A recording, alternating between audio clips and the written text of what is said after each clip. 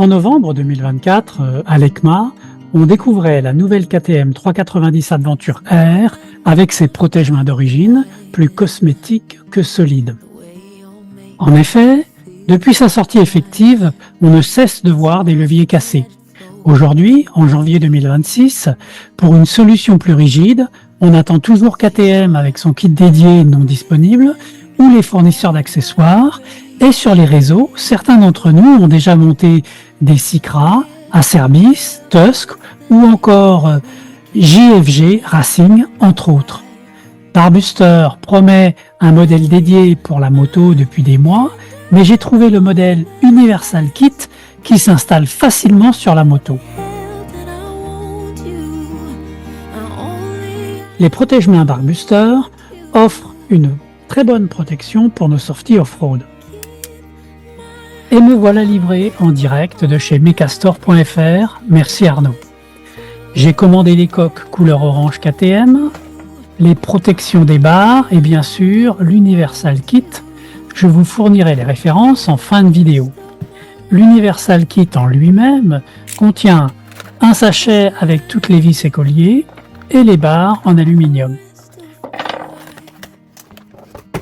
Au final, voici le contenu à installer: les coques, les déflecteurs, les barres aluminium, les colliers, les vis pour le bout du guidon et les pièces intermédiaires pour relier les colliers aux barres.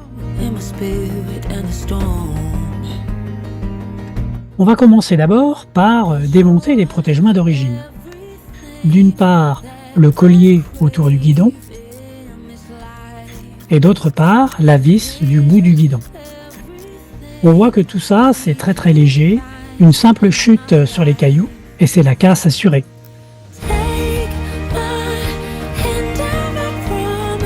Puis, on commence par le montage des barres en aluminium. Sur le corps du guidon, Barbuster offre un véritable collier bien solide que l'on positionne autour du guidon en le serrant légèrement. Ensuite, comme on le voit ici à gauche, on préinstalle la pièce qui fait la liaison entre le collier et la barre en aluminium. Cette pièce permet une adaptation aux différentes configurations moto. Et à droite, j'ai déjà installé la protection plastique noire pour protéger la barre aluminium. L'étape suivante consiste à fixer la barre au collier déjà préinstallé grâce à cette pièce intermédiaire, juste une vis et un écrou nil-stop à serrer. Pour le bout du guidon, Barbuster propose des longues vis qui s'adaptent à un guidon creux. Mais sur la 390, on a un écrou inséré dans le guidon. On peut faire sauter cet écrou pour mettre la vis de Barbuster, mais pour ma part, j'ai choisi d'utiliser la vis d'origine. Ne pas oublier de mettre la rondelle qui permet d'écarter la barre de la poignée des gaz, sinon, une fois bien serrée, la poignée est bloquée, ce que j'ai bien sûr commencé à faire ici. Ensuite, on ajuste et on serre petit à petit toutes les vis. Puis, on va positionner la coque sur la barre en aluminium. Sur cette barre, il existe des pré-trous déjà percés pour bien placer les plastiques au bon endroit et juxtaposer la protection plastique de la barre. Il suffit alors de bien visser les dernières vis dans l'aluminium pour sceller le tout. On ajuste et on serre petit à petit toutes les vis tout en assurant le bon alignement du levier avec la barre alu. Il faut maintenant faire la même chose de l'autre côté et je vous donne maintenant les références Barbuster des éléments commandés chez Mecastore.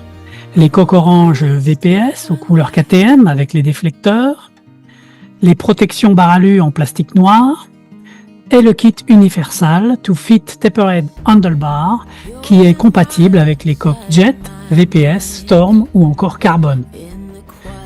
Dernière nouvelle, bien que le site officiel Barbuster ne le mentionne pas, j'ai trouvé sur un site tiers australien cette référence d'un modèle Barbuster spécifique à la nouvelle 390 qui utilise d'ailleurs une petite vis pour le guidon.